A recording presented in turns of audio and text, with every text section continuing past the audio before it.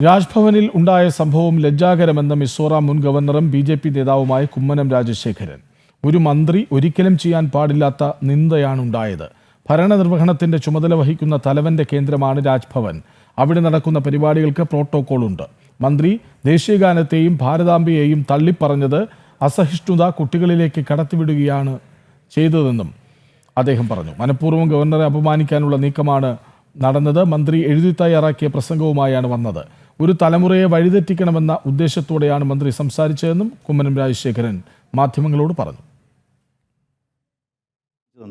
ഇന്ന് മന്ത്രി വിദ്യാഭ്യാസ വകുപ്പ് കൈകാര്യം ചെയ്യുന്ന മന്ത്രി ഈ കേരളത്തിലെ ലക്ഷക്കണക്കിന് വരുന്ന വിദ്യാർത്ഥികളിൽ ദേശീയ ബോധവും രാജ്യസ്നേഹവും പകർന്നുകൊടുത്ത് അവരെ വിദ്യാഭ്യാസപരമായി ഉന്നതിയിലേക്ക് കൊണ്ടുവരാൻ ബാധ്യസ്ഥമായിട്ടുള്ള വിദ്യാഭ്യാസ വകുപ്പ് മന്ത്രി അവിടെ താമസിച്ചു വന്നു എന്നുള്ളത് മാത്രമല്ല, അദ്ദേഹം നടത്തിയ പ്രസംഗം എത്ര ജുഗുപ്സാവഹമാണ്. അവിടെ ഏതോ ഒരാളുടെ ചിത്രം ഇരിക്കുന്നു എന്ന് പറഞ്ഞുകൊണ്ട് ഭാരതാംബയെ തള്ളിപ്പറയുക മാത്രമല്ല, അദ്ദേഹം ആ കൊച്ചു കുട്ടികളുടെ ഇളം മനസ്സിലേക്ക് അസഹിഷ്ണുതയുടെയും നിന്ദയുടെയും നിഷിദ്ധ ചിന്തകൾ കടത്തിവിടുകയാണ് ചെയ്തത്.